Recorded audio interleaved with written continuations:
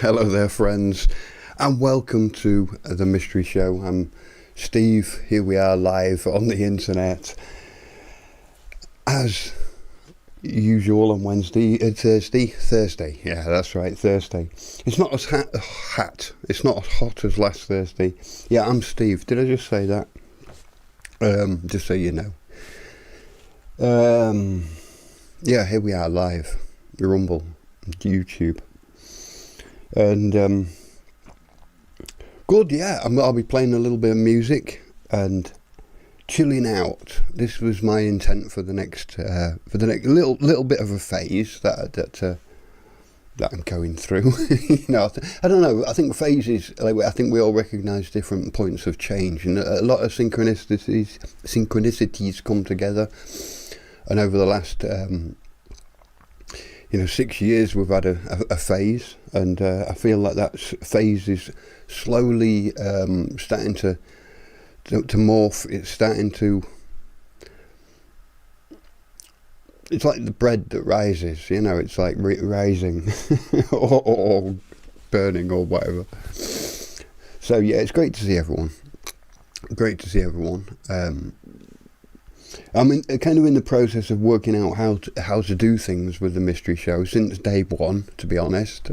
So any feedback's always welcome. Also, if my microphone's not working or I've got too much reverb or anything that's happening, it's a one-man show, so I much appreciate all of the encouragement. So greetings to let's have a little bit of a greetings. Let's change my camera here and move across a little bit, and I can see the chat room better. Hey. So greetings into Rumble, strong as.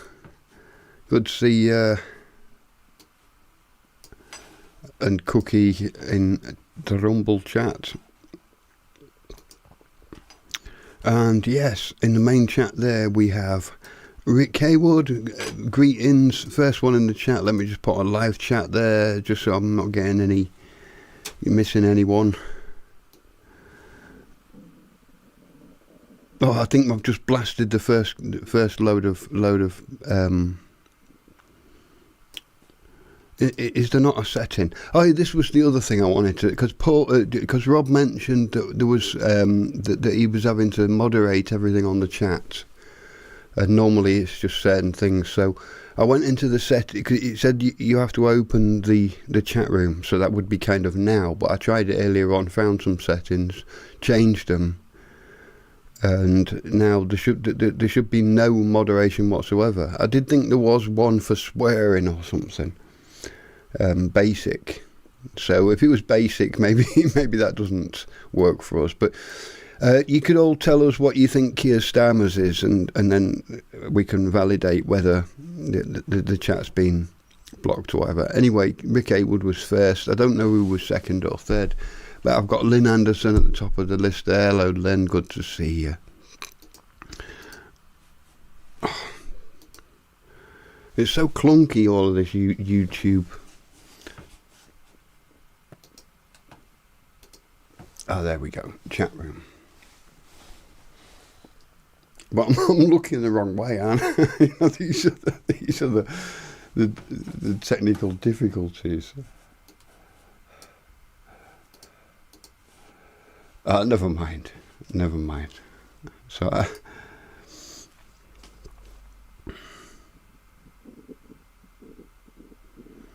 watching football while listening. No, you can't do that. Look, there's great pictures on the screen. I've got some really sexy pictures tonight. I'm also got the football on, so I know every time there's just about to be a goal, I'll put some nice pictures up.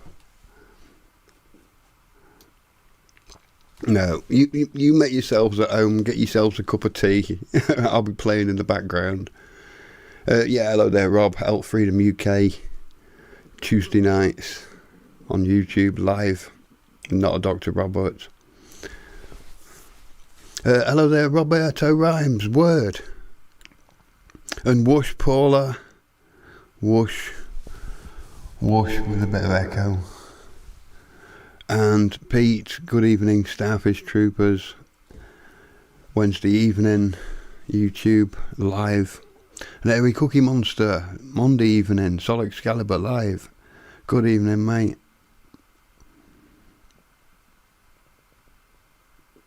Scrolling down, very colourful. All the different... and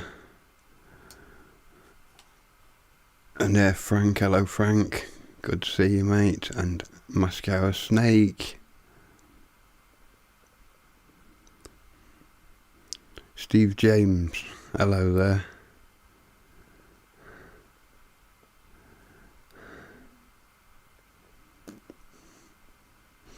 Yeah, all's well. I thought about. I almost thought about calling the show, because the titles are always just so you know that it's not last week's you're clicking on. I did try putting just a number and season, but I lose count, and so like I was going to write seriously, but I thought it was too serious a title. Maybe people would misunderstand it, because I was going to talk about seriosity, and because I think for example in music and art and that. Hello there, David. Good to see you, mate. In music, it's like I find seriousness is a weird thing, and everybody has a different level of seriousness.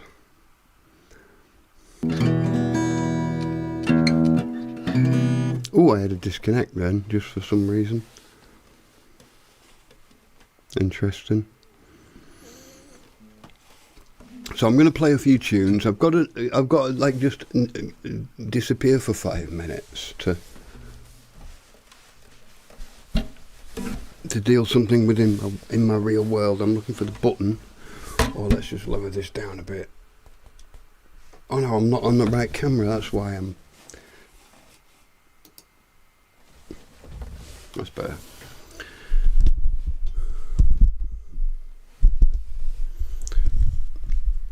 So yeah, there we are. Yeah, last week was quite hot, and I find myself just sort of struggling through with old songs that I play a million times, and I'm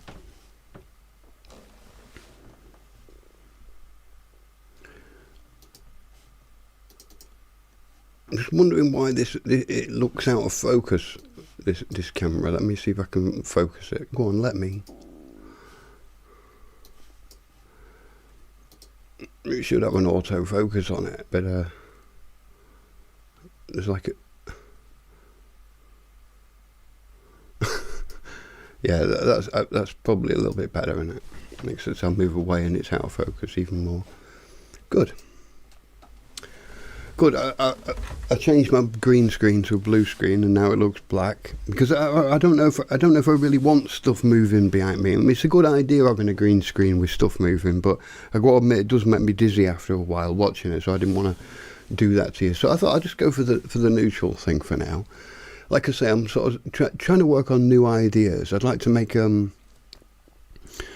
just a late night chill music show where we talk about sex, drugs, and rock and roll.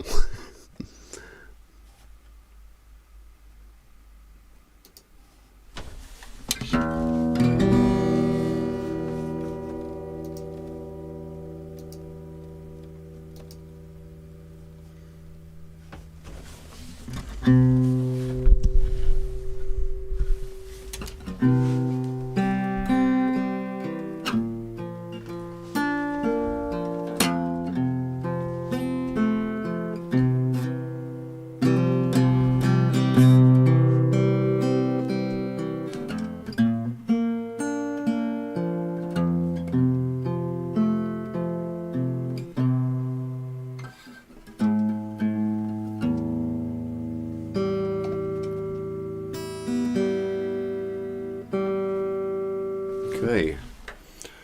Yeah, there's some songs that I wrote. This one's called Fly.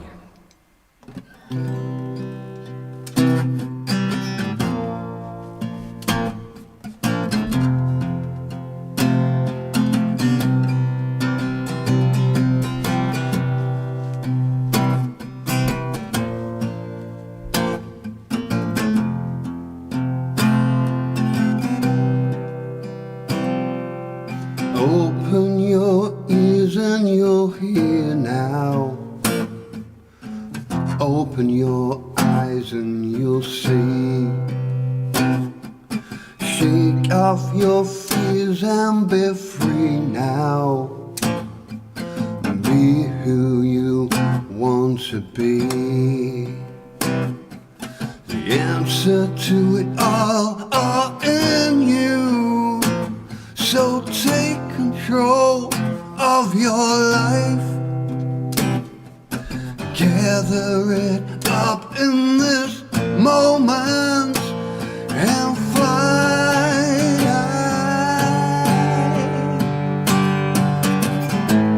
Don't just sit around doing nothing. Don't excitement turn to worry. Just give yourself some time and fly. Laugh and we'll laugh along with you. Cry and you're on your own.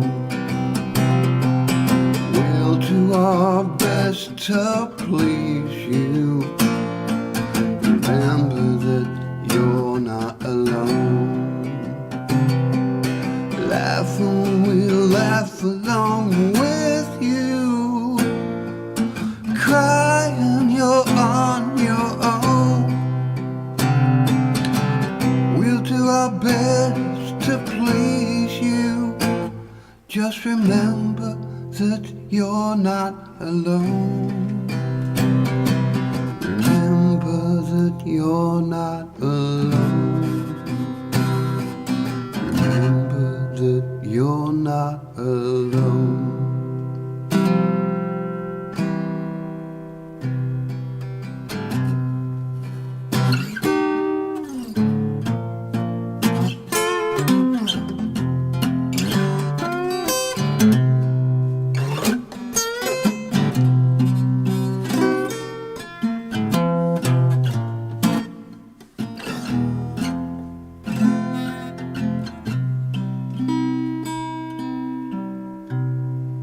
Yeah. Laugh and we'll laugh along with you. Cry and you're on your own. Yeah, humour and seriosity, you know, like with the music, and like some things remain serious, don't they? You know, but other things they're like serious because you choose them to be, you know, I'm taking this seriously, this song. But when you get up on stage and things go wrong, you can kind of laugh about it. But I think you have to take something seriously. Like I say, there's probably a different kind of serious.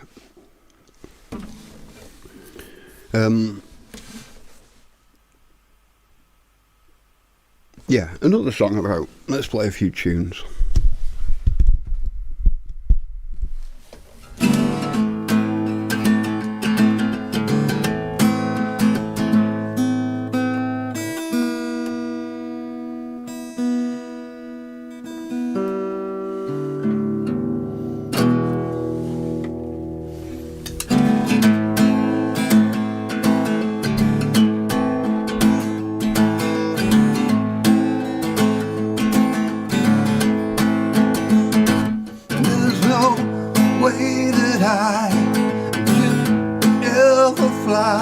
With these broken wings and keep me down to the ground. I tried so hard to rise to the clouds, but I fall down. I wish I was there.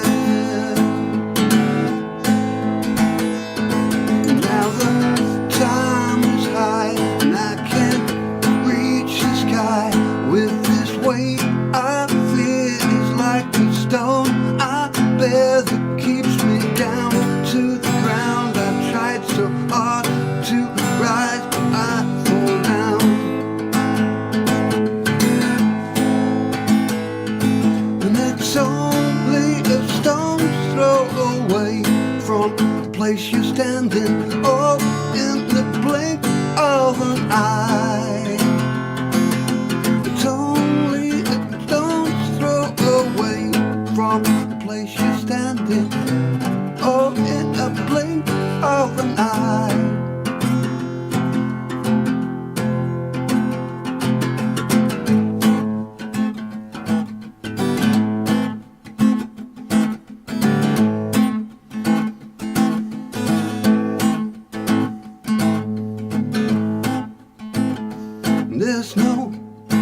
way that I could ever fly with these broken wings that keep me down to the ground. I tried so hard to reach the clouds, but I fall down. I wish I was there.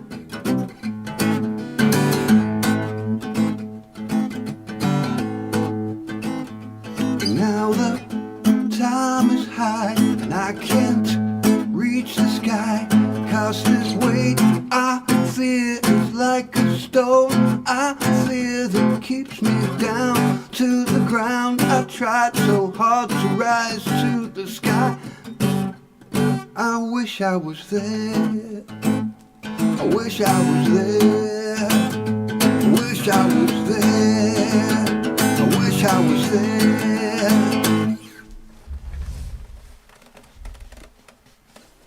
Yeah, nice one. Yeah, nice one.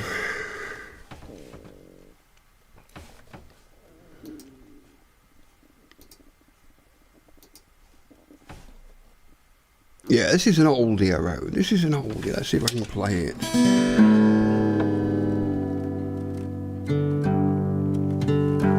As you can hear.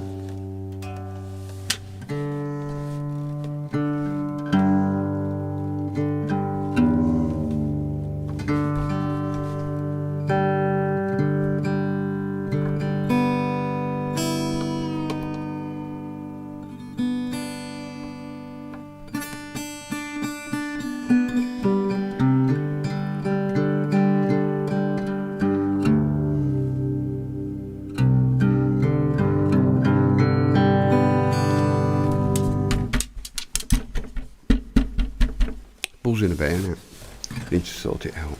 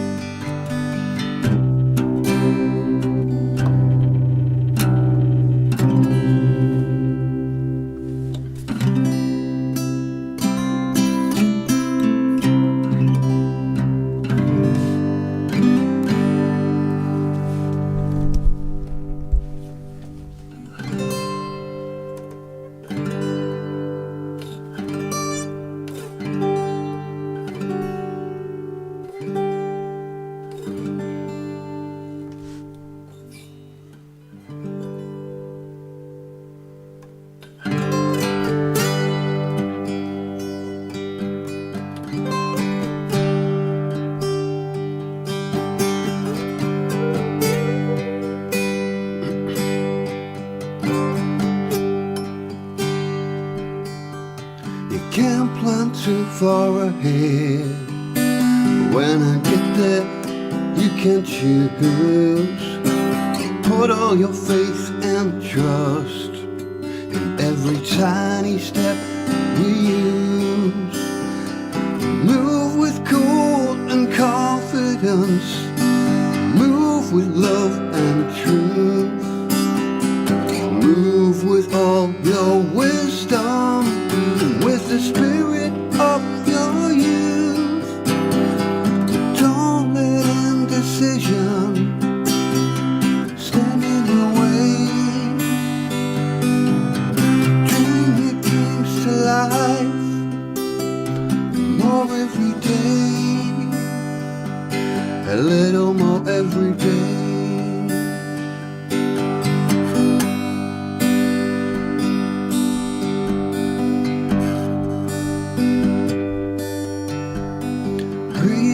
In your actions, nothing more to prove. Keep holding on to your belief, balance every move.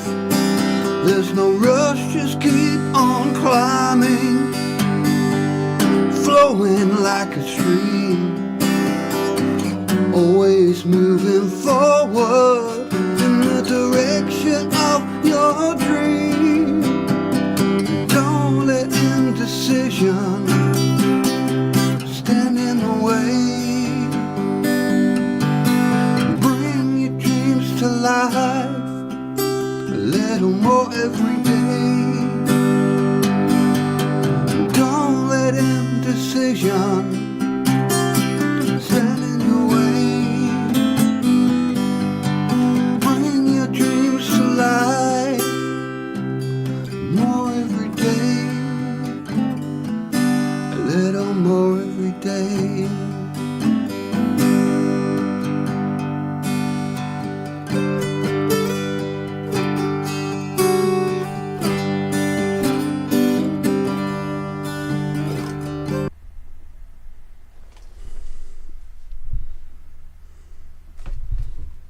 Hey, hey, hey. Hey, hey, hey. Rumble, start Rumble.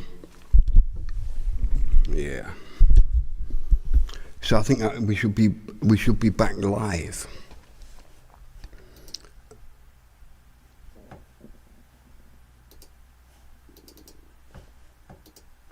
Yes. So I restarted things.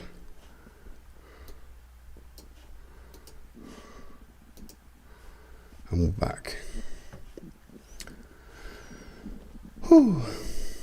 That's quite exciting. I mean, it's probably OBS. Normally, it's quite stable. Yeah, I'm back. It's normally quite stable, really, and OBS. I'm actually pleased with it. I mean, I'm pleased with the bit of software that only crashes once every now and again. I got a little message saying that YouTube's like the server name doesn't match. What? Yeah. Who cares? Cheers.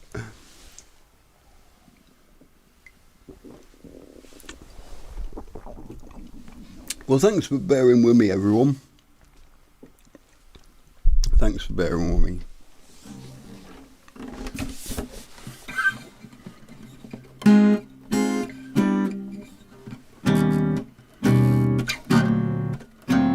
Internet is dead, internet is dead, internet is dead.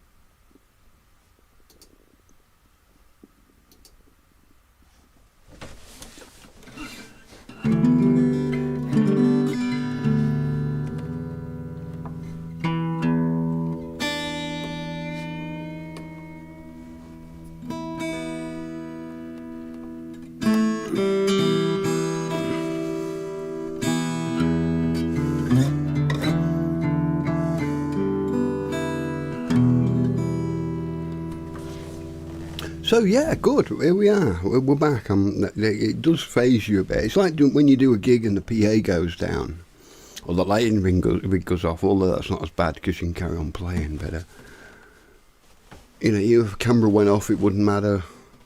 If a microphone went off, I'd just do sign language, maybe.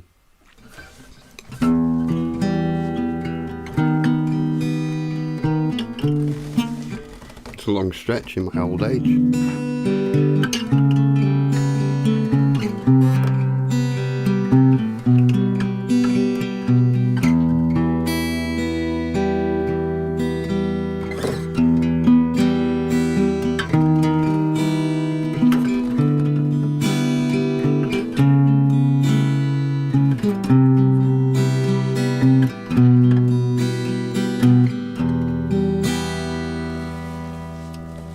So yeah, music is really played an important role in my life. Probably it's the thing that saved my sanity.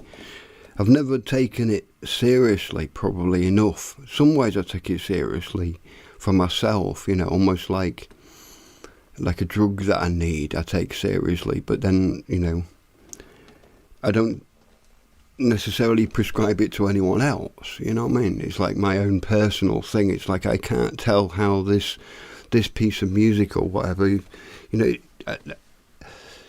like music in general is soothing to the soul, isn't it? And being able to play the guitar or play an instrument and actually soothe your own soul is also an interesting thing. To be able to soothe your soul. You get into frustrations about life and there's enough of them, and you sit down and you find a nice chord and you think, ooh, that chord just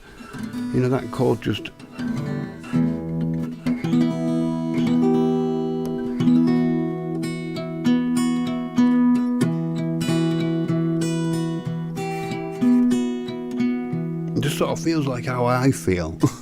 So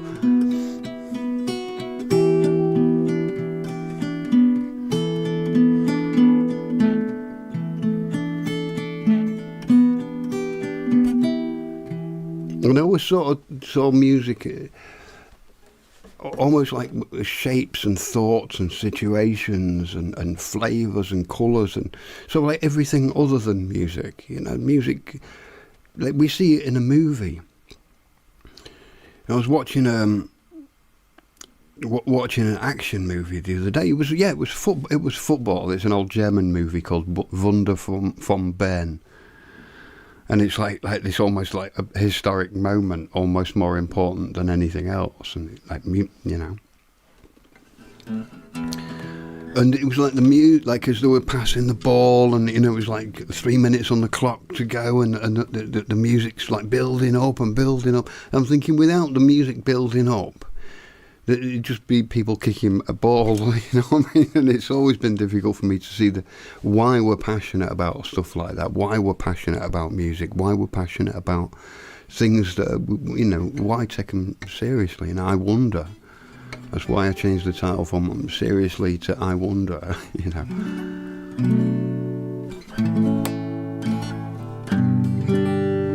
Musical magic does find us, indeed. Scroll that up there.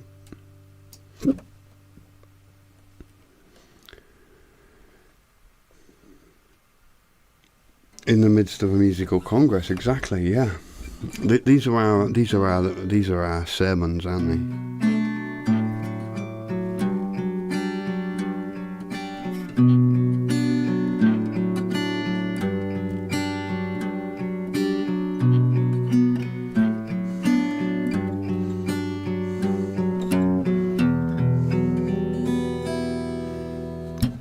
So you know, we've all had those phases in life where you feel a bit stuck on a ledge, don't know where to go, and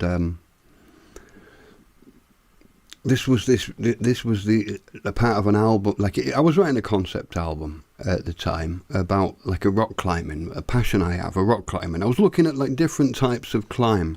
You know, for example, you've got the walk up to the climb. It's quite steep, and then there's the first little bit, and then you usually get to the ledge, and then there's an overhang, and then there's an easier bit, and then there's a really high, and it almost looks like it could almost look like a face, like a rock face can almost like a face, and it reminded me of life and the different types of obstacles that you have to overcome. Some you need like a lot of patience and balance and sensitivity and calmness and fearlessness, and other things you need like just willpower and like to go and move forward quickly, like without hesitation, without thinking, and the different types of like obstacles to overcome. And one of them was the ledge. The idea you get to a ledge halfway in your life, and it's kind of comfortable, but it's you know that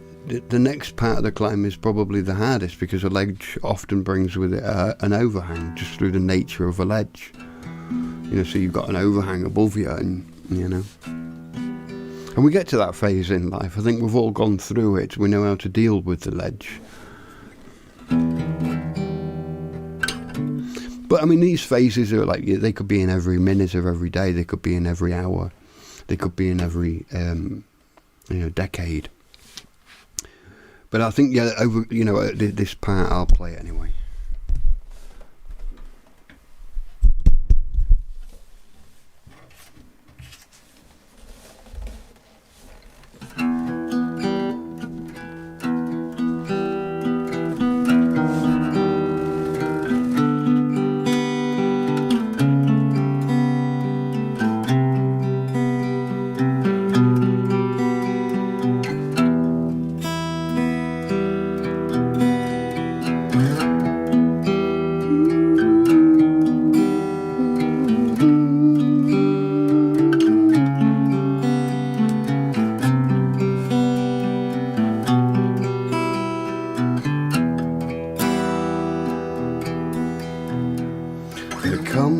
Of security, you realize that you're not free. It's not the way it's supposed to be somehow. But Time to clear your smoky head. Now inside your fire is dead. Forgotten everything you'd said, and now you'll sit a little longer on the safety of your ledge, waiting for a better day to climb out on the edge from the ledge.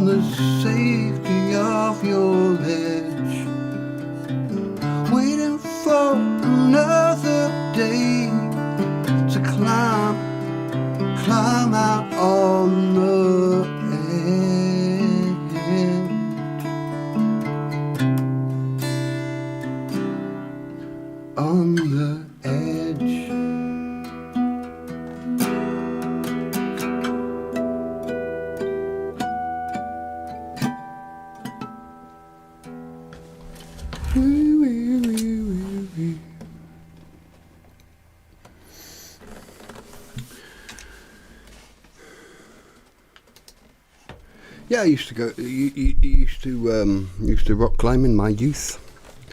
Enjoyed it. Enjoyed rock climbing. Made me a better man. Made me a better man. No, I think there's a lot of philosophy in rock climbing because it's quite cut and clear as a sport. You know, you get it wrong, you die. Okay, you've got safety lines these days, but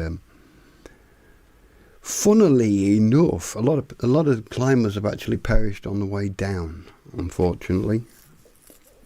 Hello, Jon. Good to see you, mate.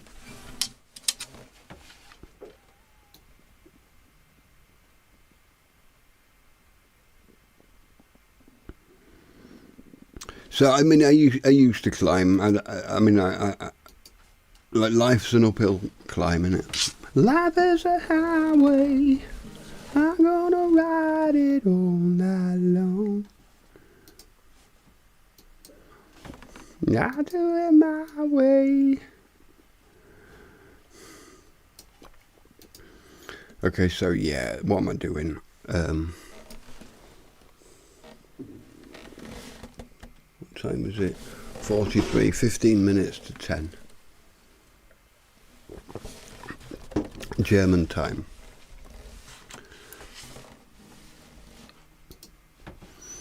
Here's a song when I was young and the world was an open book, and they used to say, live and let live.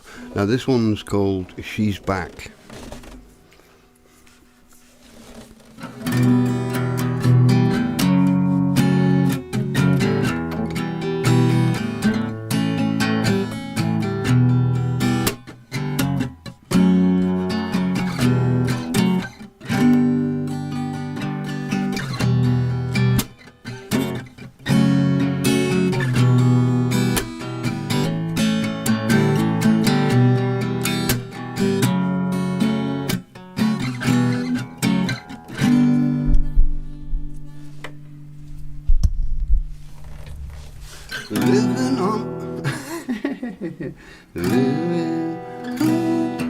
Living on the edge of the night, Life to me is so out of sight, far away from my crimson eyes. Attack, back, attack, breathing in the stale air. Mist is rising everywhere, inside empty paper minds. Attack, attack, attack. She's here, there, everywhere. Here, there, everywhere. Here, there, everywhere.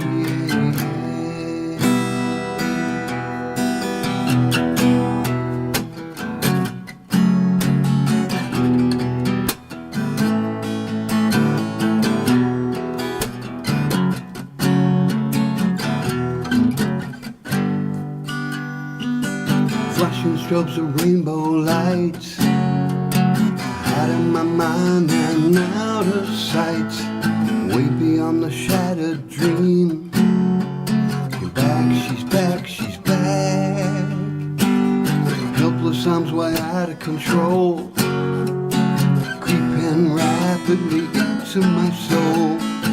Puppet on fragile strings, they snap, snap, snap. Here, there, everywhere. Here, there, everywhere.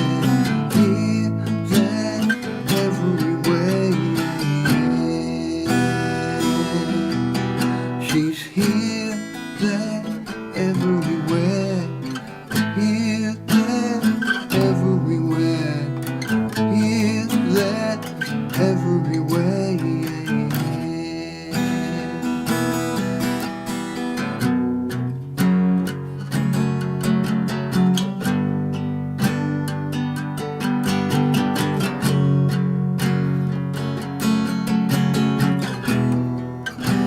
Delayed reaction, fatal attraction, of unknown direction. Imagination, she's back.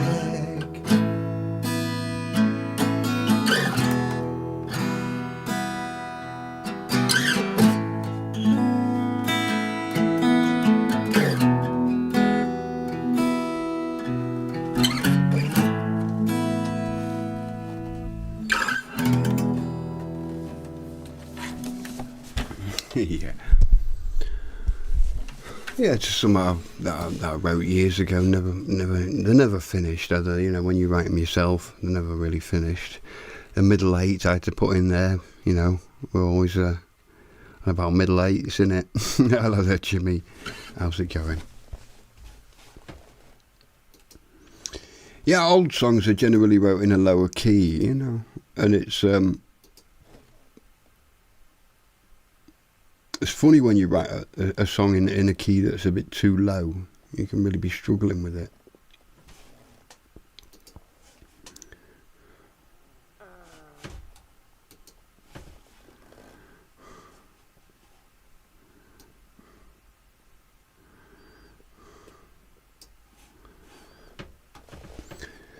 Yes, you know, music keeps us sane, keeps us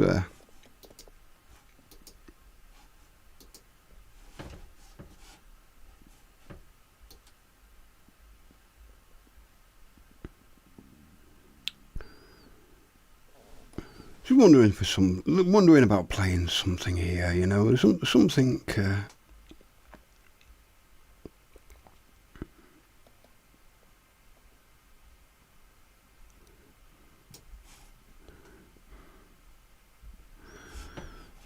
Yeah. So it is quite warm, as it has been quite warm. I'm glad it cooled down. It got a little bit difficult to deal with. You know, I was talking the other week about looking for a practice or to be able to not practice studio. My father doesn't like the word studio. He always says it reminds him of the word student. I sort of dropped it. Like, okay, music room, recording room. I'm looking for a name for this studio, actually. I've always had names for my studios, and I haven't got really a name for this one. So if you've got a good idea for the name for this studio...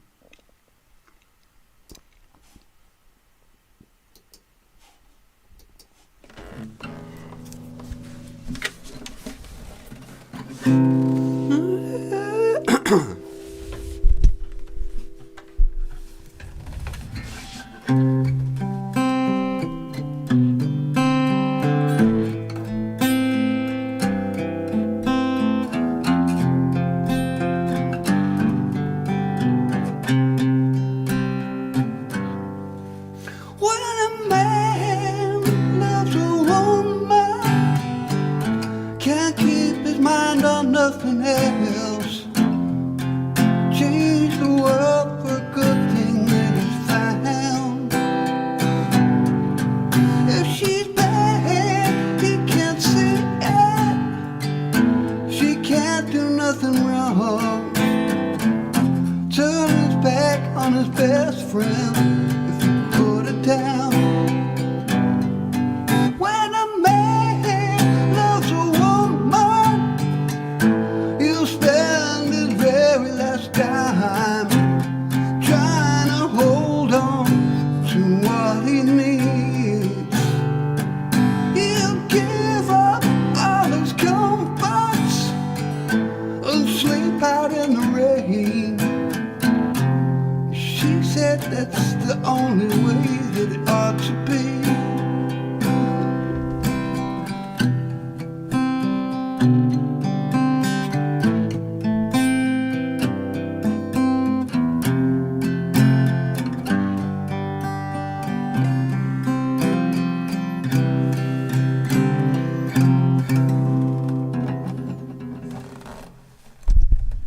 When a man loves a woman,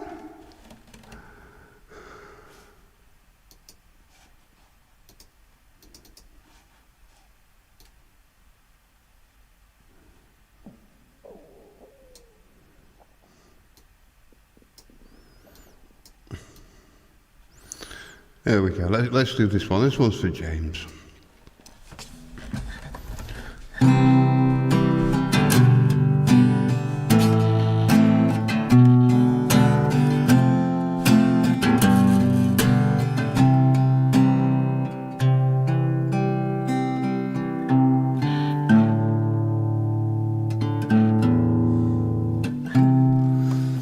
slip inside the eye of your mind.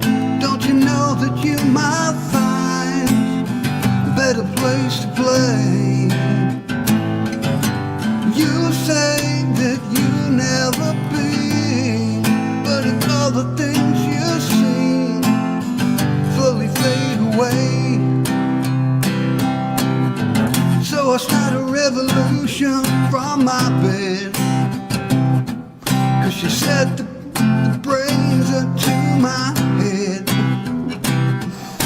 Step outside, the summertime's in bloom. Stand up inside the fireplace. Take that look above your face. You ain't ever gonna burn my heart out. So Sally can wait. She knows it's too late as we're walking on by. So slides away. Don't look back in anger. I hear you say, take me to the place where you go. Nobody knows if it's night or day. Please don't put your life in the hands of a rock and roll band. Throw it all away. So I start a revolution from my bed. Said the brains I have went to my head. Step outside, the summertime's in bloom. Stand up out beside the fireplace. Take that look above the face. You ain't ever gonna burn my heart out. Yeah. Oh, Sally can wait. She knows it's too late as we're walking on by. So slips away, but don't look back in anger. I heard you say. So Sally can wait. She knows it's too late as we're walking on by. Soul slides away. Don't look back in anger. Don't look back in anger. Don't look back in anger. I heard you say.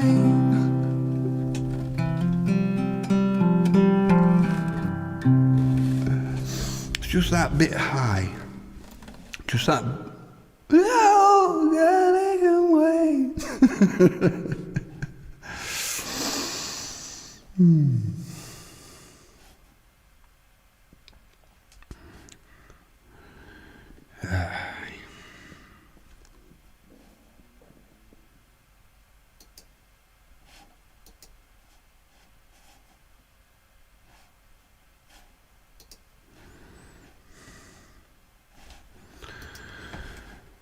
Yes. Yeah. Thanks in the chat there. It's much better doing these little, like, kind of, this is for me, it's hard work. It's like there's a family living below, they've got 2 kids and like a newborn, and they can hear everything I'm singing, they're being tolerant, and 10 o'clock comes, they've got work in the morning, I'm trying to be quiet, but singing loud quietly is, it's like, and I feel a bit weird, trying to put music as a, I'm sure you all know this one, think, oh yeah, keeping the peace, but kids can shout their head off, and children will worship children, but music is intentional, so therefore don't do it. You know what I mean? It's like,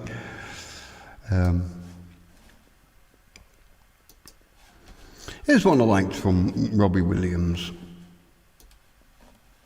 Now I have to think a lot about women in my life.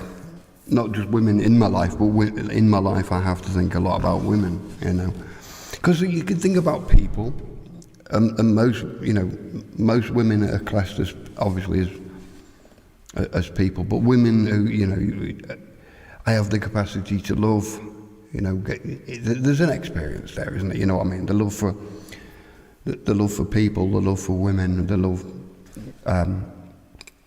that you experience there. I'm sure it's on both sides. I can only experience my experience, relate to my experience. So, like there's a thing in the Bible. It says, that the crown of a good husband, or is it the crown of a king? No, I think it's the crown of a good husband is the wife, and or the woman, and marriage is again another concept that's weird, because there's a paper marriage and there's spiritual marriages and that. But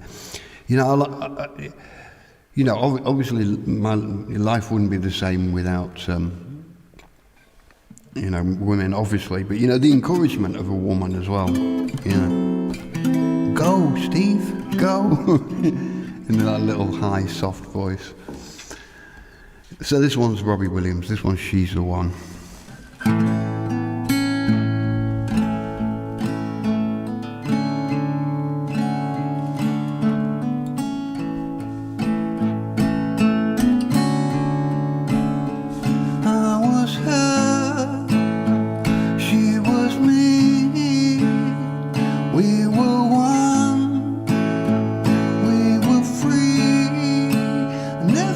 Somebody calling me on.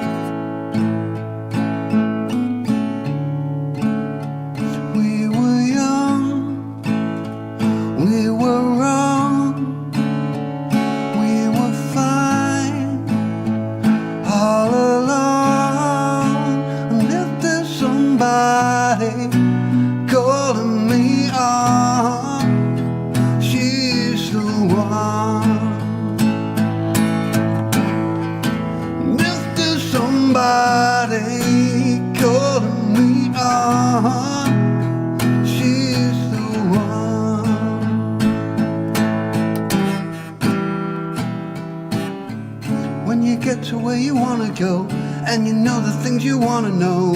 You're smiling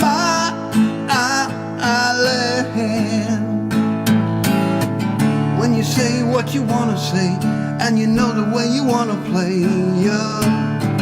You'll be so high, you'll be flying.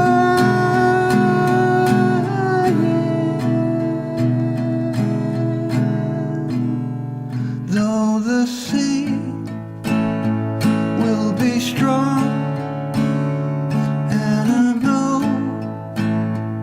we carry on. If there's somebody calling me on, she's the one. If there's somebody calling me on, she's the one. She's the one. There's somebody calling me on, she's the one.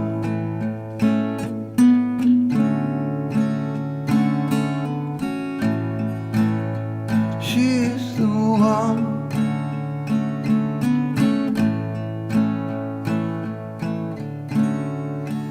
If there's somebody calling me on, she's the one.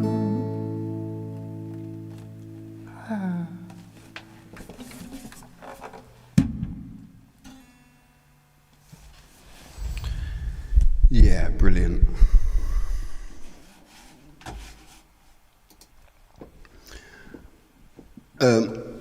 Yes, so I'm just going to have to nip off for approximately 5 minutes or something. And I'm going to leave you with a little bit of music, and you can chat amongst yourselves. I don't know if I've got an image or something to put on the screen.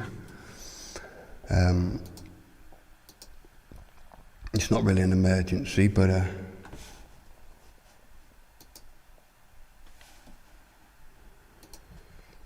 just looking for a camera to put on.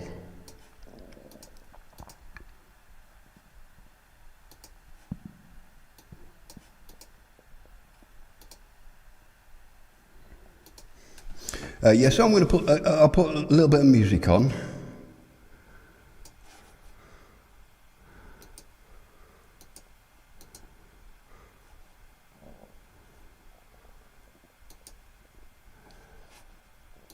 There's a little message there, and I'm just got a little bit of something to do.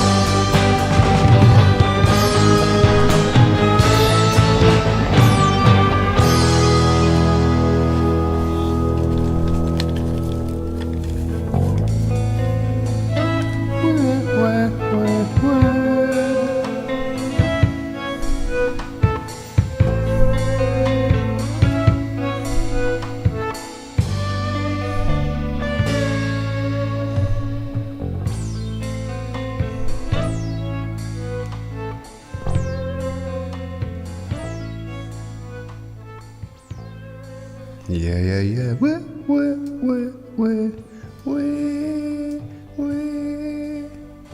I could have left it go.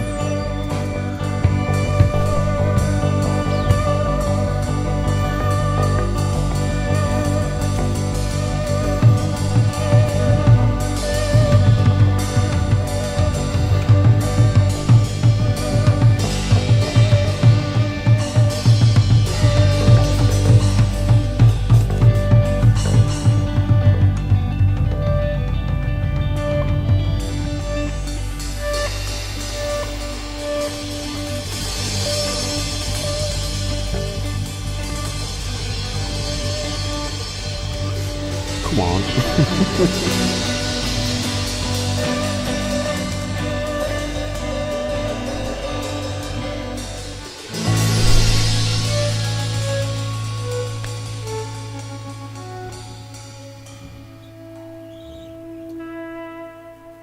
Hello there, friends.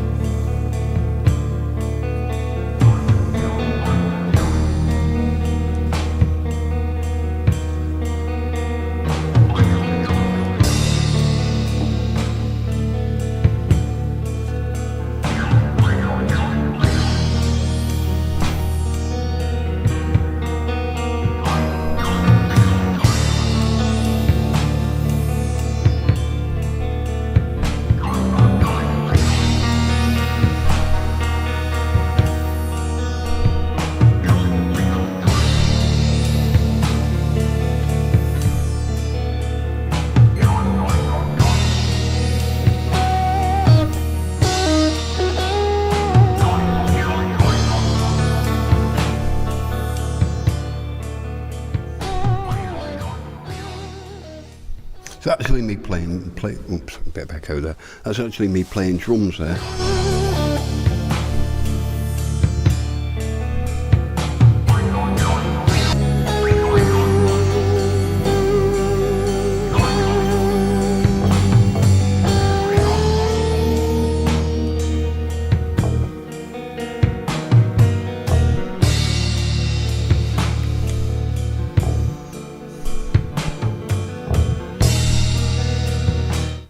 Yeah, weird. Stream just went off and come back again, so it's not your end. It's not buffering in that sense. It's it just went off. It's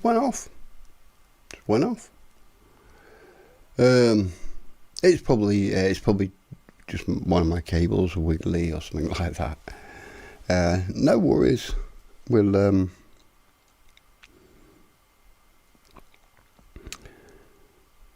just checking in the chat, everything's fine. Yeah, I'm here. It's the aliens, yeah. It's the aliens.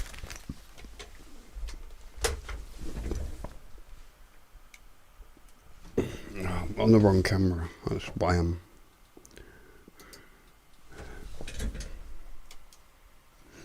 Yeah, nice.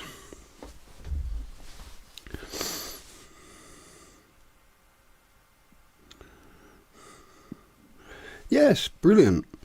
So yeah, you know, like talking about change and things like that, and we've seen that. It's not the camera I'm talking to, yeah.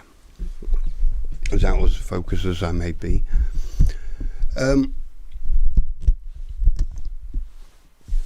Climate change, weather or not.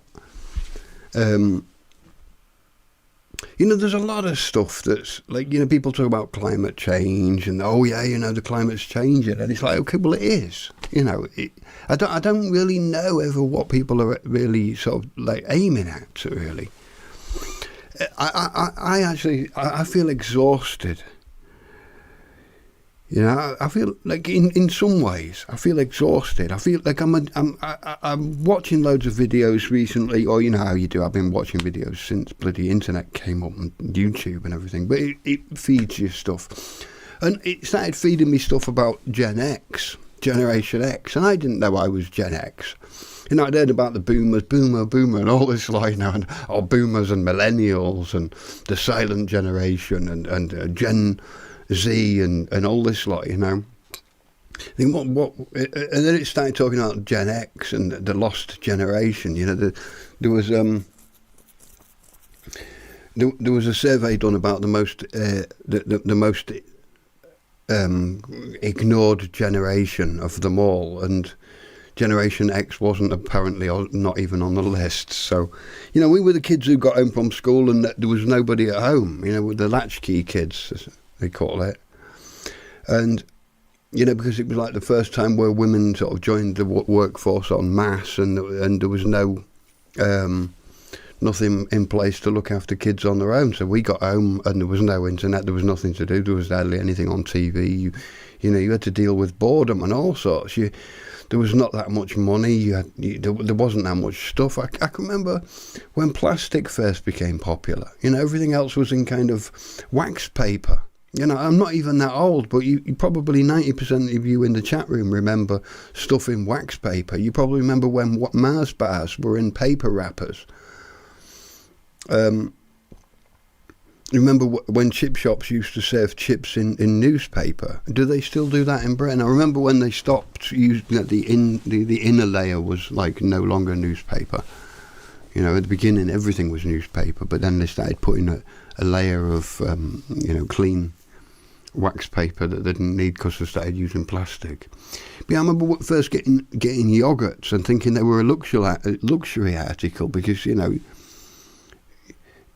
for us something in a pot was like survival food. You know, you don't just eat it on the same day you buy it and then throw the pot away. It's like the pot is almost more expensive or more valuable than the contents in a way.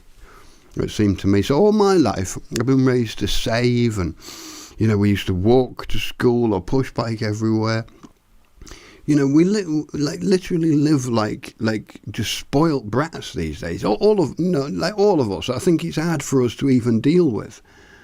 You know, it's hard for me to live like a spoilt brat. I have to, because otherwise I'd this room would be full of yogurt pots all washed out and labelled. You know, and tin cans and, you know, all the nuts and screws and bolts and that. You know, like I've still got that in my genes. White news.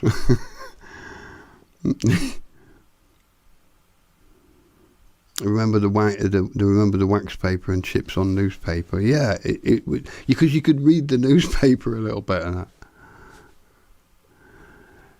There is a generation difference though, isn't there? You know, because we were like I was raised differently to like my father, you know, completely differently. You know, back in like my father's days, in a way, time equaled money. You know, you'd go to work and you'd get money. You didn't get necessarily well paid, but as you see, most of the boomer generation managed to buy at least one house, at least one car, probably even another car's in the garage somewhere, like an old sports car, or, you know, the family dream, or there's probably a boat, or you know, an old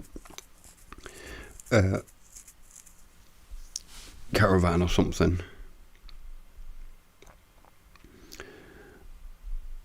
In Norway, only one TV till the 90s, even. You had only one station. What was on that station? Was it a nationally? Because, like, for example, in England, you got the BBC, which is supposed to be the British Broadcasting Corporation, and it's is it government run? It is really, isn't it? You know, in order to keep it was designed in order to keep it neutral from politics, so it's government run. And then you've got the independent, obviously, where everybody gets liable for paying license for these like 3 channels or however many more it is nowadays. Was it two? BBC 1 and 2 back then. Yeah, it was 2 channels, and then you had ITV and then Channel 4. And ITV and Channel 4 were like the independent channels. We got a lot of American stuff, you know. 18 comedy. Channel 4 was like, it was refreshing for us young people. I think Channel 4 was like, but I would imagine in Norway. I wonder if it's like a government channel or if it's like sort of independent, like cable TV. I'd imagine more it's sort of like a national station, isn't it? And now there are too many TV stations, yeah, and they're all doing the same kind of crap.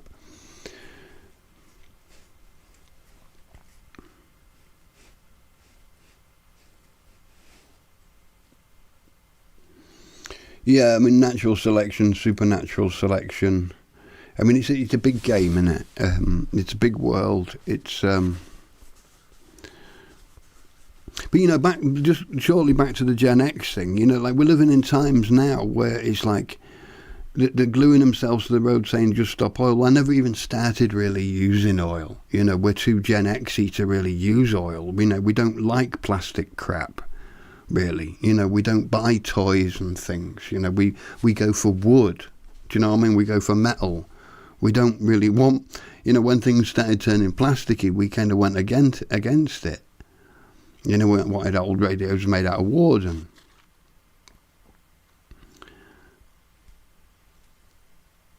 So you know, and we had bottles in glass, and we washed the bottles, and we took them back to the shop. You know, on foot with a bike. You know, and back then you had food delivery on bicycles. There was, you know, the generation that invented this world that now, you know, computers and everything else, are not the ones who were like obsessed with making plastic crap. I don't think. You know, we're not. You know, I just get exhausted with it anyway. You know, all of this like preaching about just stop oil and do this, that, and do the other, and you know, be more tolerant and less racist and less of a bigot and stuff. It's like, is that the only answer? Is that the only opposing argument you've got to me? You know, we've got all these issues, and I get like called transphobic, and it's like that's the best you can do. Is that the deepest you've researched? Is that the greatest concern you have for other people's concerned? Or do you just think that other people are just simply being mean and bigoted? Or maybe there is a real reason why people are concerned. Maybe a real reason why people are concerned about immigration or Islam. There is a real concern, but when people just get called Islamophobic, the thing's just going to get hotter and hotter and bubble up until it explodes. And then, like, you know, I can only say that if people are wearing, like, say if people were wearing something that resembled a swastika, like a Tibetan symbol, people start to get all het up about it. You know, wokey people, liberal people, like normal people. How can you wear that? Or cultural appropriation. But if someone wears a Muslim headscarf and somebody mentions how that's maybe not a part of a society, then it's like, you're a Muslim, an Islamophobe, and I don't think that's the way to go with any issue. Just to call someone a transphobe because they're showing concerns about children. Or someone's like, you know, like in grooming gangs or whatever. It's like, you know, I see these things. I don't know if it was on you know, on Pete's clips on the Starfish Dailies or where I was watching it, but there was a woman talking about grooming gangs, and there was another male moderator laughing. He's like, I don't know which planet you come from. You know, I just thought, you wanker, basically. You know, just to not take, it's like to not take abuse seriously in the first place. You could say, well, it's not that much. Don't over-exaggerate it, but just to laugh it and say, I don't know which planet you come from. No one's getting raped by people who come into the country. You know, as if anyone comes from outside the country is totally innocent. And because they come from so-called war countries, then they're all totally innocent. Because, like, that's what war does to you. It makes you innocent because you're the victim. Victimhood makes you innocent. Victimhood obviously seems to make you bloody incapable of doing crimes, where actually a lot of people who feel like they're victims are the ones who do crimes. You know, people who feel victims of poverty in a capitalistic society will go out and steal and justify it. It's not justified. I'm not saying that people shouldn't steal or anything. It's a very broad definition. You know, some people should be taking what's theirs. But we live in such a world where I'm constantly getting told by people who think they know it all, who haven't researched, who are like, you know, half the age of me, haven't had the time to research, haven't had the experience, haven't had the knowledge, telling me I'm just phobic. when they don't even know me. You know, if they could call me, say, homophobic, they don't, you know, no one knows if I'm gay. You know, no one, like, you know, no one knows if I'm bisexual. It's no one's fucking business. You know, I'm not going to sit here and say I'm hetero, you know, because I'm not scared of someone thinking I'm gay. Do you know what I mean? I'm not scared of that. You know, I think that's what homophobia is. It's not scared of gay people, but scared of people thinking you're gay. You know, that's more the thing. And probably even goes beyond that. Probably a lot of men have got a bit of gayness in them. You know? Which is fine by me. You know, I've never been attracted to men. But I could be lying. I could be gay. You know, I could be like trans. I could be feel like a woman, but decided that it's far too much hassle to push that on my community. Yeah, I've been misgendered so many times in my life. You know, sometimes on purpose because people see I've got a long hair. Other times not on purpose because I've got a nice ass. You know, but you know, that I've heard mothers saying to their children, you know, it's like, is that a man or a woman? You know, because I've got long hair, and they look and they're used to seeing a woman with long hair, men with short hair. So I hear the mother explain, oh, that's a man. You know, and I look over and smile and that. You know, but like the conversation's going to get really, really fucking difficult, and it's all about feelings rather than about facts. About what people can see. You know, like if I was a woman and I still had a beard and everyone was misgendering me all the time, I just think, well, it's not the end of the earth. Do you know what I mean? It's like not like the other gender is the evil one. You know, that again would be just as sexist, wouldn't it? Anyway, I'll move on to a different topic than gender, because it's just. It's like we've all been kind of convinced to play along with the game, you know, and there's a lot of games in society. I'm not saying, you know, and a lot of people don't want us, you know, like there's people out there who don't want you to play along with that game. There's like gay people who don't want to be put in, you know, with the TQ, you know, the LGB, and it's like people are getting put in pots. You know, you get born a certain way and instantly society has to put you in a pot because you're a victim. And you have to go along with that shit. You know, like I've often said, I'm so glad that there isn't a victim group for gingers. I'm so glad that there's no ginger colour in the pride flag.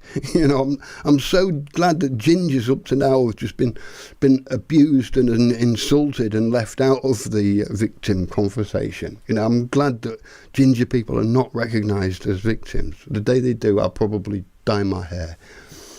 Because I don't want to be associated with a victim group. After all, we've all been victims. You know, at school, for everyone, you know, if you was posh, you get called poshy. If you was poor, you get poor, smelly or whatever. If you was thin, fat, whatever. Kids are nasty.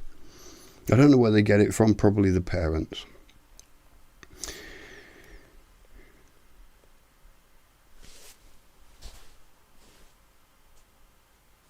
Phobia used to mean irrational fear. It used to mean rational fear, but at some time they changed it to mean hatred. Yeah. Gay people need to understand that there are limits. I think a lot of gay people do. I think, you know, I know a lot of gay people, and it's funny in my environment. You know, some people I thought were gay weren't, and some people I thought weren't gay were. And it's interesting because they don't act like it. You know, you've got these people who act a little bit like camp. And then you got the others who just act like normal, you know, in that sense. And but to me, there's a lot of people in society who act in different ways. So that's not really a thing.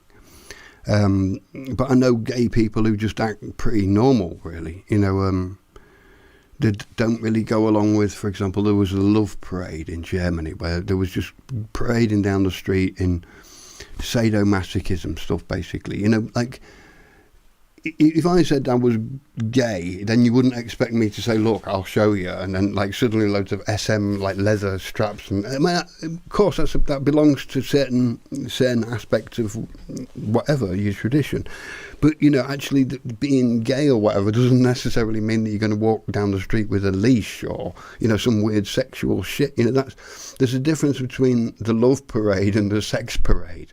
There's a difference between gay pride and gay sex pride. You know what I mean? It's like being gay is. I don't think it's even that much special. It's like someone says, "I'm gay," and we knew it all along. Get over it. You know, it's not real. I don't think being gay is such a big deal. I mean, I know it's hard for most men to comprehend. It sounds like I'm gay and I'm explaining. You know? But, you know, obviously, you know, I was in a relationship with a woman for 20 years and I used to wonder how she could possibly sleep with me because, like, you know, I'm a man, you know, and I used to think it must be horrible for her. But obviously she's a woman, so it's just impossible to get your head around. And so after realising, yeah, okay, it's down to your hormones and stuff, you know, you kind of, you know. So gayness, I mean, I ain't got a problem. Two men meet each other, you know. I don't even mind kissing, you know. Give us a little warning, I'll look away. No, none of that. You know, I'm not really bothered. I think it confuses kids and stuff if you got gay people like doing tonguing in step away from the closet. I'll lock the door back. No, but I'm a rock star, you see, and like, you know, sex, drugs, and rock and roll, and like, you know, in the rock star business, you know, you could be gay or straight. I could be lesbian these days. You know what I mean? I've got full choice. So, you know how it is with the rock stars, like David Bowie. I mean, I don't know if he ever came out as being bisexual, but.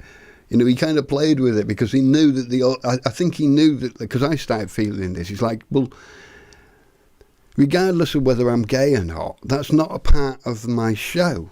Do you know what I mean? That's not a part of, like, my sexuality is like, it's not like, my music is like both. You know what I mean? It's like, it's really hard to explain.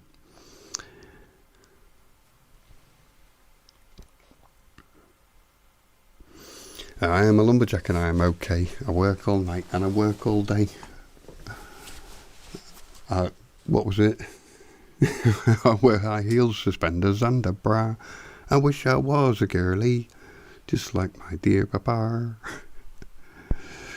No, I've searched in my life. I've had little experimentations. You know, I've done stuff. I've been around, and I'm quite boring. I reckon I'm quite boring. I've got no fetish, you know. Tried wax on the nipples, but it's just it's hard getting out your chest hair and that. So, you know, a lot of the kinky things and fetishes and that, I don't know, just don't kind of work for me. But good, you know, if you got a fetish, good on you, go for it. Unless it's like pretending you're a woman and forcing babies to breastfeed you. It's a little, because I think kids is where it stops, isn't it? You know, kids is like, to me, there should be no. To be honest, I don't think like adults over the teen years should be even talking about the word teen. I don't think the word teen porn should exist. You know, I know it's like 18, the years of sex and stuff, but I don't think someone really needs to go into like pornography at that age, really. You know, so I don't think there should be even that those two words belong together, teen porn. You know, I just don't think they belong together. And to me, anybody under the age of 20 really is just, in my opinion, not mature, you know.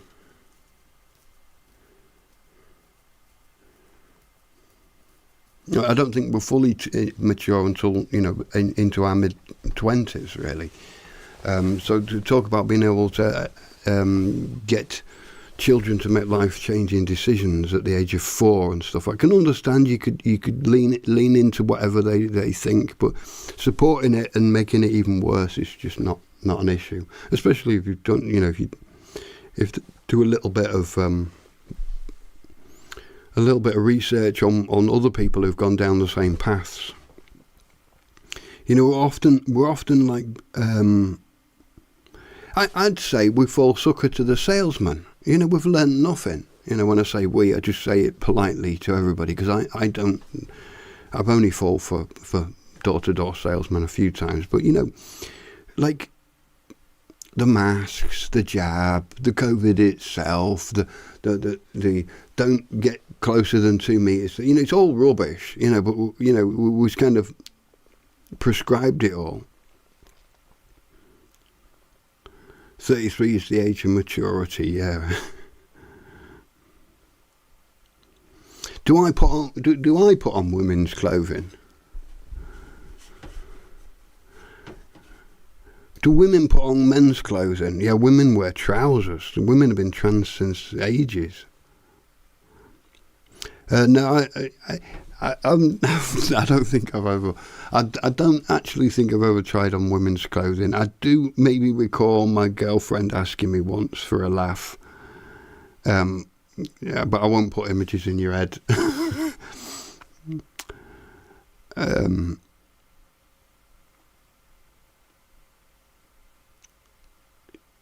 Yeah, if I dressed up as a woman, I probably wouldn't notice, because I'm not really that aware of my own appearance that much. I don't hardly look in a mirror. I just get on with my life. My hair grows on its own.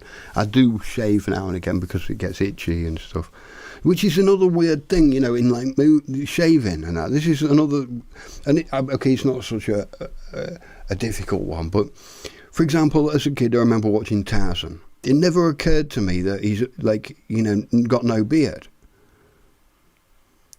I don't know, I haven't thought about it this much. If I go back, I can probably do some introspection and find out where the wiring in my brain's going on this one. I'm watching Tarzan, King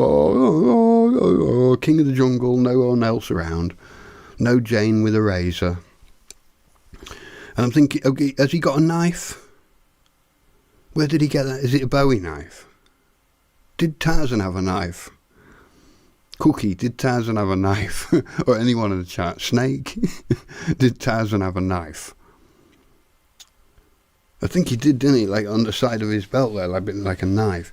In any case, have you tried shaving with a knife? Have any of you tried actually shaving with a knife? If you sharpen a knife enough, you can. You can just about shave with a knife, but I don't know. I don't think so. I don't think like Tarzan had it's like, what am I going to do? It's getting a bit thick and stuff. I can imagine you get your knife and just cookie, you grab hold of it down there, and then it keeps getting. I keep pissing on my own beard. I'll have to trim the end a bit there. Get that. That'll be shaving, when it's just grabbing the whole thing and just sort of getting a rock and it's like, I've had enough of this. Or setting fire to it and then putting it out. If you'd invented fire first, but I'm sure if you had a knife, you must have fire. Anyway, you wouldn't burn off your beard. I don't know about burn. I mean, I know the Turkish burn your ear. They do it each other's ears, don't they, with a lighter, and burn the hairs out of each other's ears. I don't know if it's just the Turkish. It might have been the Germans. You can never tell the difference. I mean, you got Turkish, Germans, Türkendeutsch. Yeah, been here for years, since the war. Invasion. So yeah, like Tarzan, no beard, but you don't think anything of it, and then you look, and then there's so many other actors who have got no beards. In fact, 90% of actors have no beards. So you start to look around and say, oh, that one's got a beard, but the rest not. So it's like the exception is a beard rather than no beard. But you know, in life, if you don't do anything for 3 or 4 days, you start getting at least stubble at best, if not like, you know, you can grab hold of it and pull it already, you know, and within a week or two, you've got a beard. You know, Tarzan would have been have to shave every day, really, to look that good on Tarzan. You'd have to shave every morning. You know, you notice even the next, like even in the evening, you notice, like if you clean shave in the morning, you notice by the evening you can feel it, can't you? And then the next morning, another shave. I was watching another series the other day. This guy had like, he'd had a burnout in his job, so he went and became homeless guy and walked around homelessly and had nothing. And a friend of his found him after weeks of him being homeless. And he was perfectly shaved. I thought, wow, you know, well done for shaving in them conditions. You know, and it's just it's a social circumcision thing, really. You know, it's like it's something that's happened to men, I think, because as a kid I just sort of thought men had no beards.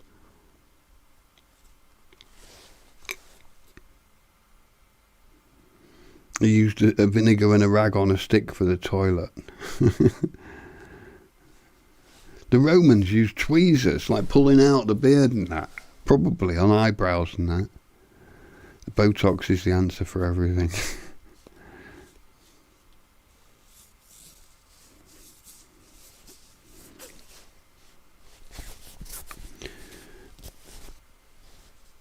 The hair in your nose, yeah, a mate of mine, he like pulls it out dead quick, and he says, "Do it doesn't hurt."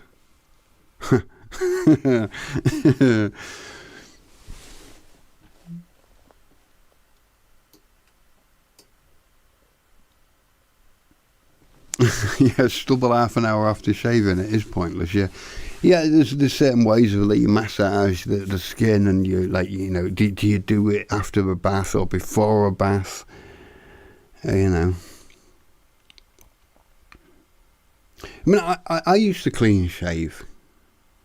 In fact, I started clean. I think I started clean shaving before I let one of those, like, you know, adolescent teeny beards grow. I was shaving, and I think I didn't stop shaving for years.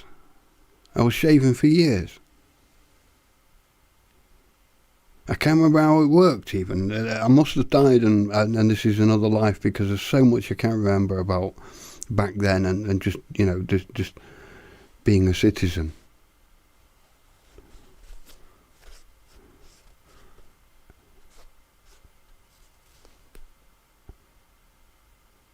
Oh, wipe, I thought he said whip. Funny way to wipe. Whip.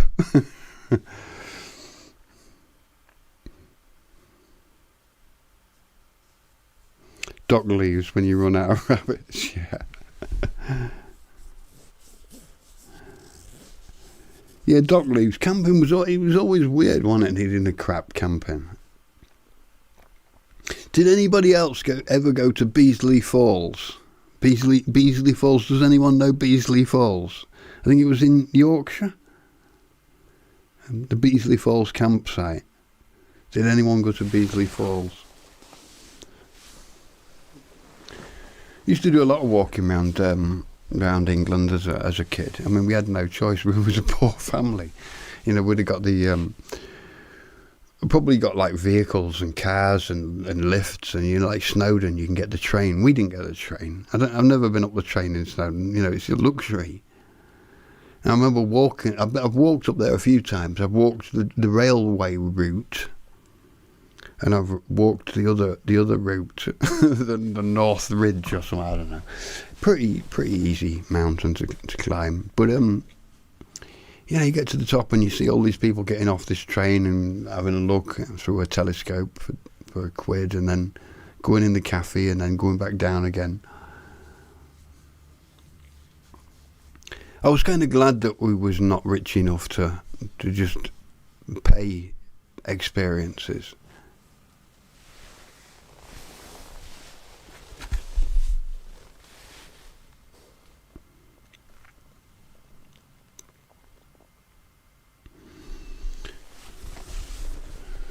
So yeah, like shaving is like was just one of those things where you see on TV and you just realise that society is just framing things in a certain way, isn't it? It, it it's unbelievable. The more and more that you step out of this matrix, the more and more you realise that it's a construct. It's a mental construct. Obviously, it overlies reality to a certain degree. Like something with four legs, it can be a table or any shape. If the four legs are like sitting nicely on the floor, the thing will stand on reality. So as long as the four legs are kind of like, stand equally, then the blob on top of the four legs can be anything. It could be a table, a chair, a blob, trying to think of something woke. Big tin of soup. Could be anything. As long as you can stand it on reality. And that's the construct of reality, isn't it? I see this for maybe more as well in myself through being in a different country and having to think about words. When I'm in England, it's incredible how when the TV's on, it comes straight into your head. All this fucking brainwashing. Bubbles all over the place, it's overflowing out your ears, now bubble, blah, blah, blah, spin, rinse, wash, bubble, bubble. And you don't notice it, and the information's going in because you was born with that language. Now, when I'm in a different language, like, say, Germany, and it's like Germany's fluking away on TV, it's entering a different type part of my brain because I didn't learn German as a kid. It's entering a different part of my brain that I can actually manage to turn off. I've noticed if two people are in a room having a conversation about something, I can manage, if I'm thinking in another language, thinking in English or something, I can actually blend out what they're saying, but I can't do that as well, I think, in the same language. So I realise I am more susceptible to my own language brainwashing. I think we all are probably going to be. At one point, it was like, in my life aside thing, I don't want to wish for anything. It's dangerous wishing for stuff. And don't need to wish anything. I've got everything I want anyway. But if I did have a wish, it'd be to speak and understand every language in the world. But to be honest, it is nice not to understand all the bullshit that people speak, because when I think about it and I listen to English or I listen to German, other languages I don't know that well, so I'm, out at a distance. But when I listen to the things that are being said, it's not that attractive anymore. I remember the first time I entered Germany, and it was like you'd be walking down the street and there's like one woman comes out of a house carrying a bag, says something in sounds like magical sounds. Wow, that sounds sexy. Years later, it's just like, I have to throw this old fish away because it stinks or something like that. Or, just a real mundane, boring thing. And you think, well, it sounded actually a lot better when I didn't understand it. Like your girlfriend's like, hey, je l'ai marqué. Are you gonna take the rubbish out? I know that's a cliche one or whatever. That's why we use it.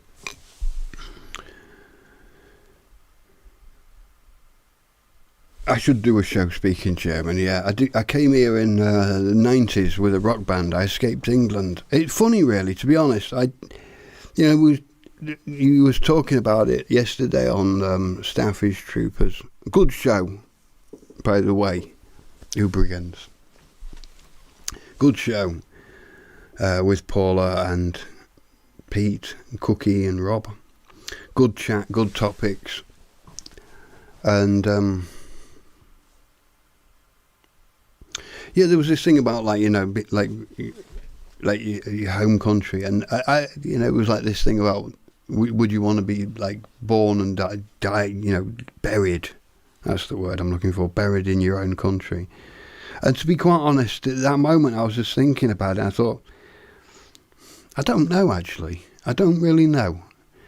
It made me a little bit sad because I thought I felt in a way a little bit like Britain has done too much bad to me for me to forgive it that easy. I left England and almost wanted to just give it the middle fucking finger and everybody in it. That was my sentiment, and it makes me sad.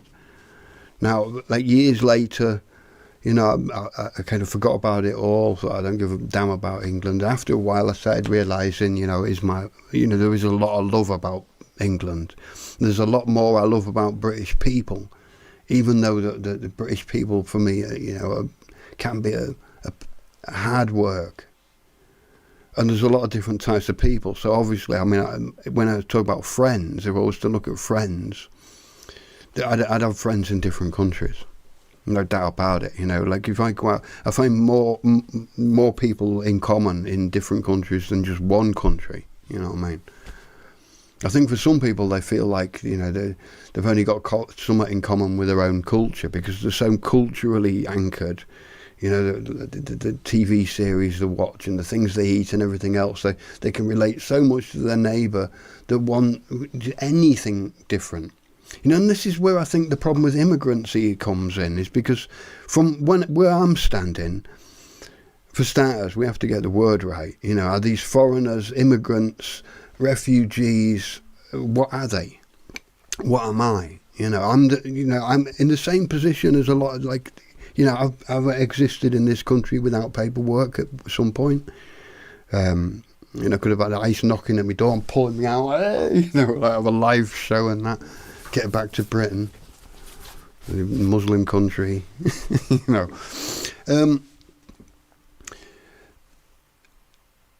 So for me, I left Britain, gave it almost the middle finger, and realised, okay, it's not its fault. It's been taken over by a bunch of idiots and crazy ideas. I'll fight to get it back, and this is what I'm doing. I'm fighting to get things not back to how they were, but to pretty much. I don't feel like I belong in England. I don't feel like I've got anything to say in England. I don't think I don't think even anyone kind of cares about me in England. So why would I even give a damn about England, if you know what I mean? But I know that it's turned mentally ill, the whole country. Not the only country in the world that's turned mentally ill, but it's not doing too well. And it's off its head. The people that, from where, like I say, immigrants and stuff. From where I'm standing, I'm an immigrant. I come into this country, I speak a foreign language. Certain people accept me, certain people distance themselves from me. I get that. I can understand that. I can understand people feel nervous around someone who doesn't speak their own language. But that's enough for me to say, well, I'm being racially abused, actually. I'm going to get my bloody knife out and stab you, and then you'll be to blame. I could really throw at people, you're not integrating me. Will you keep calling me an Englishman, the Englander? Why do you do that? I'm German. No, I'm not, But it seems to be a phenomenon the British have definitely got. What was it again on the Starfish Dailies or something I was watching? But one of the female presenter came up with a good point. You would never go to China and say you're Chinese, and then there's, oh yeah, of course you're Chinese. Or in Japan you'd say, oh yeah, now I'm Japanese. But people just go to Britain and say I'm British, and then suddenly, oh yeah, we integrate. Yes, we've got a very important policy when it comes to immigration. We will not tolerate any extreme right. This extreme right bullcrap is terrible in Germany. Hello there, Days. I understand this people not wanting nationalism, and I guess a nation is defined by borders. But really, to be honest with you, they haven't really done enough research to work it out. And it's dangerous what they're saying. Do you know what I mean? It's like jumping out of an aeroplane without a parachute and thinking that you can fly because the first 5 minutes are free, Well, I don't know how long, I don't know if it takes that long, does it, to fall to the floor. But, you like, look at me, I'm flying. No, you're not, you're falling. And you won't be able to tell anybody the mistake. And the next will come and say, look, you flew. No, he landed on the floor. He just can't tell you that it didn't work, but you want positive confirmation. So it's not going to come, so you're going to jump as well, and everybody's jumping. You know, the idea of opening borders is just stupid. Like, for one, the borders are not open. So what are we even talking about? The borders are not open. You try and leave tomorrow. You try and leave without a passport. You try and leave this open border tomorrow. And you realise that what they're saying when they talk about open border policy is just rubbish. It's rubbish. They're just like politically motivating people to come into a country. No other doubt about it. There's no war in Morocco. You might say, like, you know, to our standards there is, but it's the people who are coming, you know, some of the people who are coming who are making it like that in those countries, isn't it? You know, we're not allowed to talk about the countries. You know, it's like people are getting sent from these foreign countries because they're apparently war countries, but surely we should work out what the state of the war is and all of this lot. You know, it's not like they're coming from other planets that are in war and we have to just take them in because they're victims, so therefore they do nothing wrong ever. And if you say they do, then you're just phobic. You know, this circular argument goes so much round and round. I, to be honest with you, I've left it for a while. You've noticed since the last few weeks I haven't bothered too much with certain issues because I'm working on a different aspect to it, you know. I get kind of tired of explanation why nationalism is still necessary. You know, go and get your Garden of Eden, take all your clothes off, get around with all of the people you know, get them to take all of their clothes off and just all live together in a big community and see how long it lasts. Because that, unless you're capable of doing that, we don't need to talk about why do we need nationalism or why do we need borders or why do we need, why do we need anything in a civil society? You could leave society, go somewhere else, live on your own, build your own hut, build your own garden and that, which obviously would be incredibly difficult on your own. But that way, you could get away from the idea of nationalism. But if you're in a nation, to actually stand there and say why do we need nationalism is a little bit of a double standard, really. To be British and then to moan about nationalism, it's like without being national, you are a national. Without being a national, you wouldn't have the privilege to self-destruct.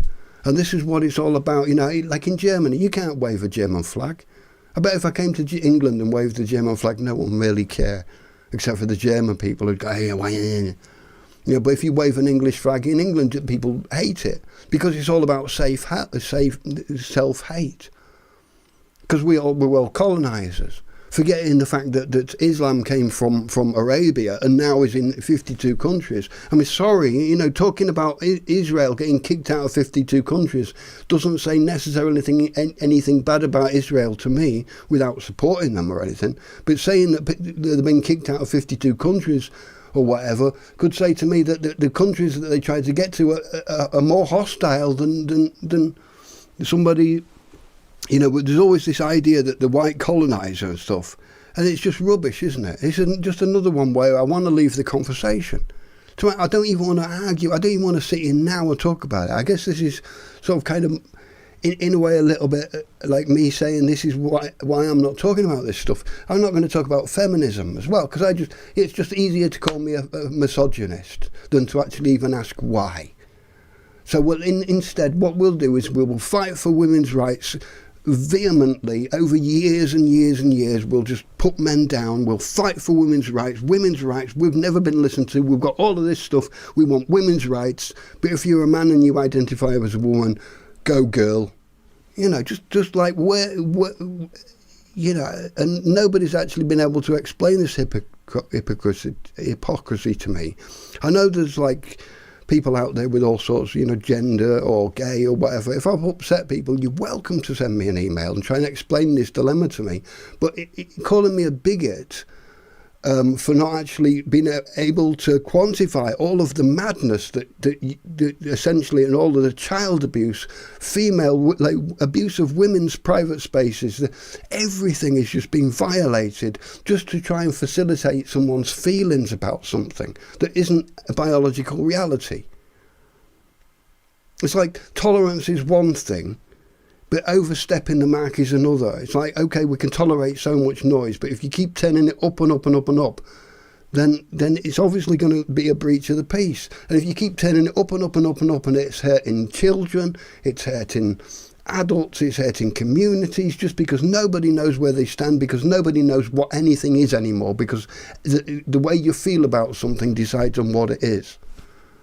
You feel, I feel like I'm a really good guitar player, so if you all, I feel like a really good, something I'm not so good at, I'm a really good ballet dancer, and if you don't confirm that, then I'm going to be really pissed off with you all. That's basically what we're talking about a lot of stuff in life.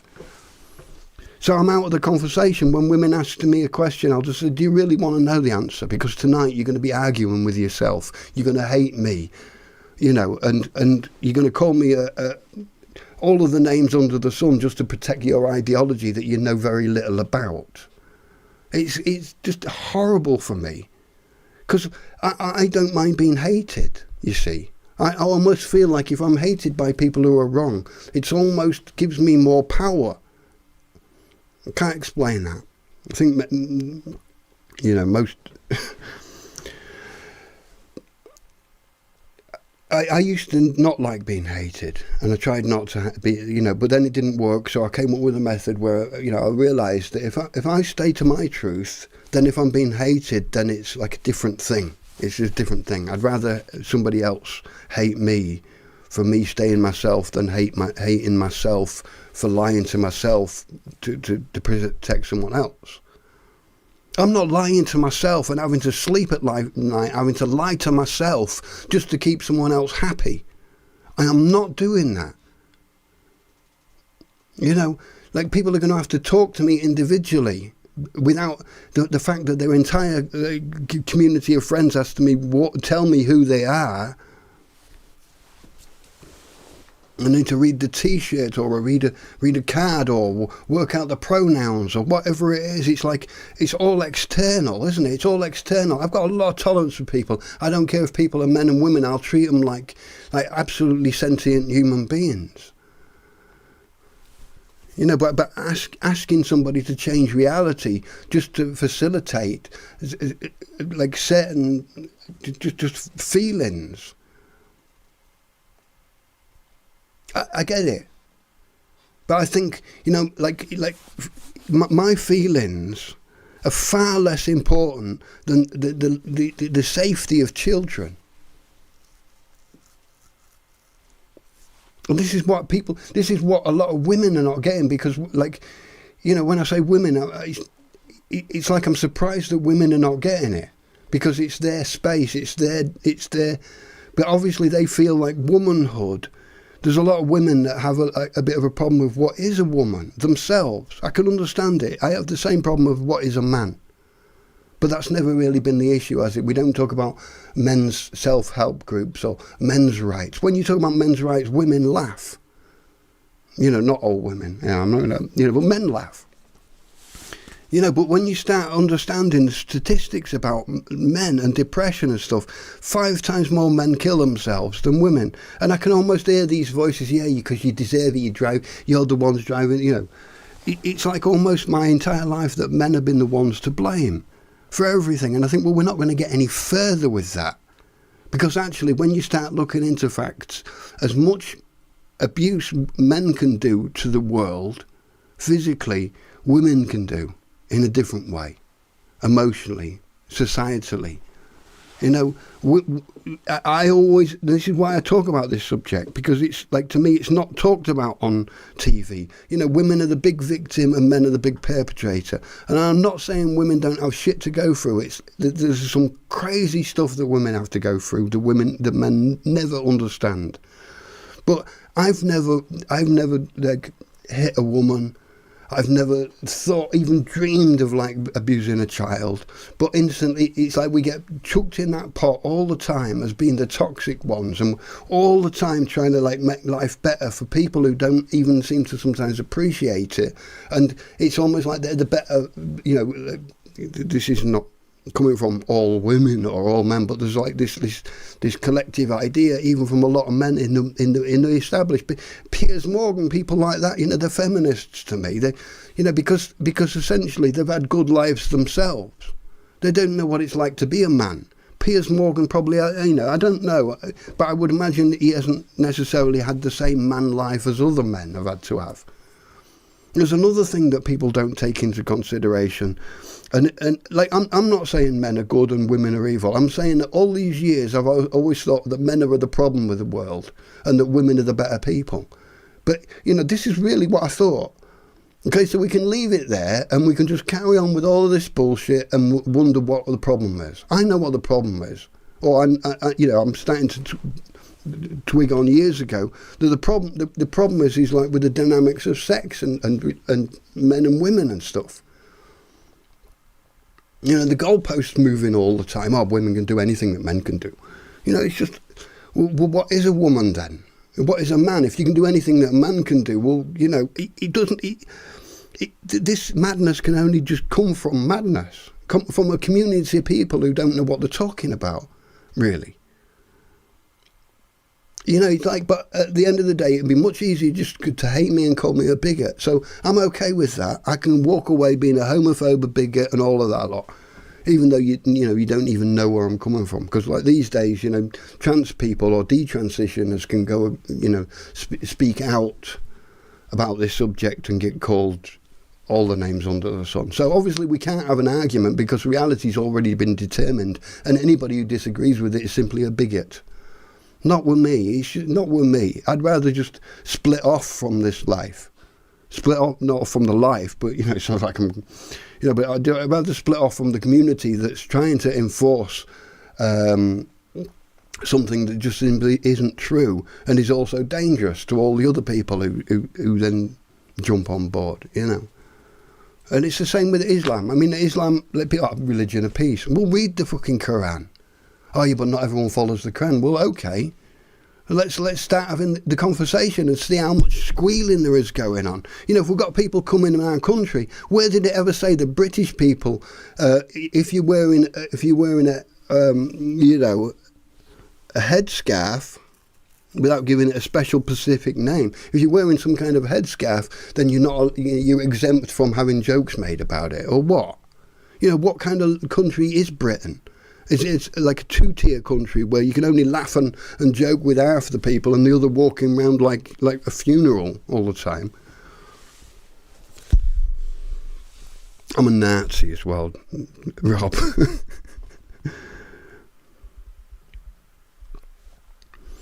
I've got no problem with men dressing in women's clothing and vice versa. I mean, women have been dressing in men's clothing since day one. And as long as I've known, I've had, seen men dressing as women's clothing. I'll treat women in a feminine way. But I won't necessarily, oh, you're gay, I'm going to treat you like a gay. Or you're trans, so I'm going to treat you like a... Because there's no book how to treat a gay, how to treat a trans person. You definitely don't tell all your friends around you, oh yeah, he's black, so he needs extra privileges. Or she's white, so don't. We don't need that boxing and that labelling, but obviously that's something that liberals do, that woke people do is, okay, we've got a problem here, well, let's find a box to put it in.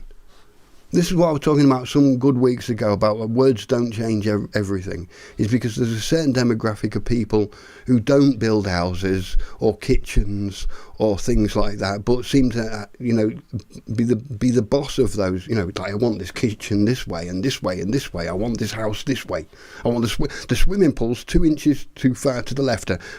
Do it again, And it's like the person who's never ever going to dig a swimming pool or never ever going to put a roof on or never ever going to plumb are the ones who are getting stroppy and deserve a kitchen. To me, I feel like it's almost like people that even deserve language. You should be thankful for everything we have in this universe because we become so spoilt. Greta Thunberg types. You've stolen my future.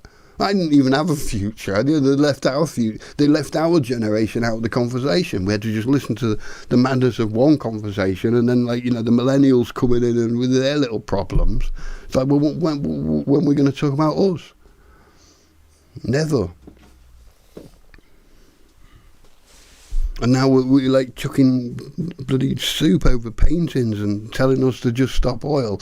And I say, let's start with nuclear power. So I've been saying for a long time, especially since realising that when Fukushima happened, there didn't seem to be a lot of people really that interested in the clean-up.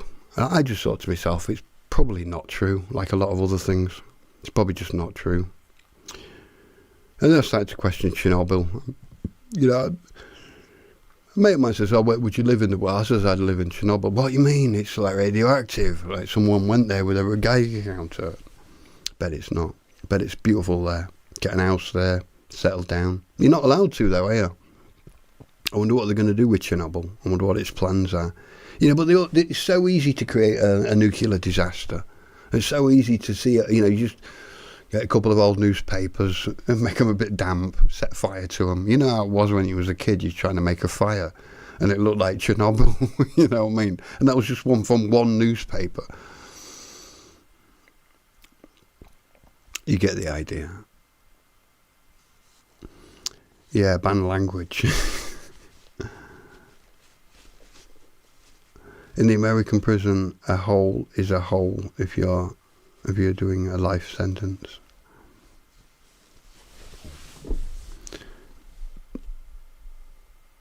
Back to grunting and throwing poop. I'm confused. I won't worry about it, Lynn. I won't worry, they're all just fuckers.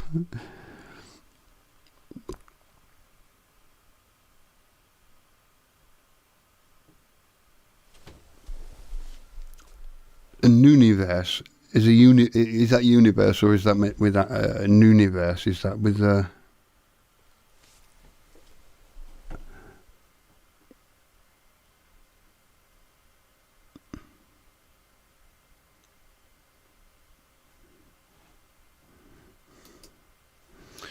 yeah? So I'm writing a book. It's called Gay and Back. Some fantastic stories in there. Some of them in Welsh. Oi, oi. Campers. Hello there, Spanish. Yep, writing a book. Got a chapter in about a planet of just women. Well, there are men, but the men are like a collective, like fungi. Fungi, you see. It's like a mushroom that grows over the planet, just the surface of the planet. This mushroom grows into houses and kitchens and things, and then there's like mushrooms that you can reproduce on. But I'll tell you about my book in the next episode of The Mystery Show here next week on The Mystery Show live. Of course, we've got other shows. We've got Valerie on Fridays doing songs and chatting. We got I'm probably gonna I'm still trying to work out how to do things, but I want to put out some demo tapes to listen to, and I might do it in the middle of the night, about 2-3 o'clock in the morning or something.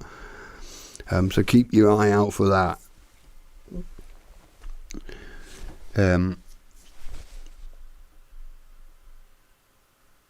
I'm almost tempted to say, right, well, tell me what time's good for you, but it's like I'm just gonna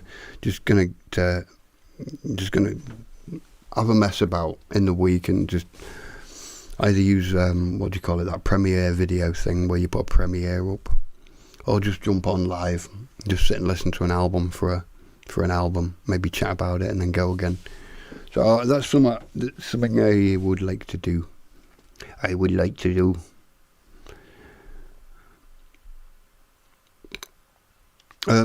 So I guess we'll see us on Cookie's show on Monday at 8 British time, Sol Excalibur.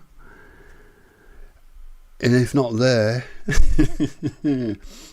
Tuesday at L3 UK at 8 o'clock in British time with Rob and Pete and the quiz. There's no girls, no ladies' night on Friday, so phew. No, I have a good belly laugh. The ladies' night is definitely the night of the week to just lose it.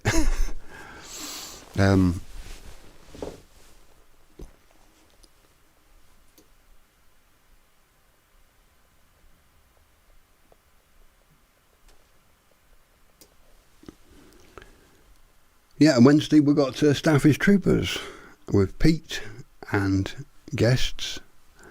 And yeah, I'll be back again on Thursday, won't I? And other than that, there's a load of other madness and great channels. And if you know anyone who's doing live streams and stuff, there are people doing stuff. If you got any, then you can let me know. Stick it in the chat room or in the description, in the comments box or whatever. Any questions you've got, you're welcome, to send me a message and stuff.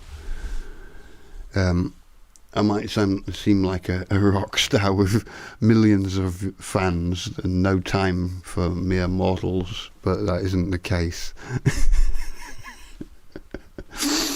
So subscribe and like and share and yeah. I forgot what button I've got to press.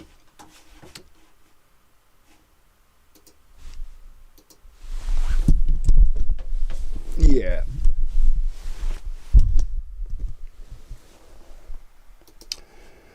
So yeah, this was your host, Steve, and the Mystery Show.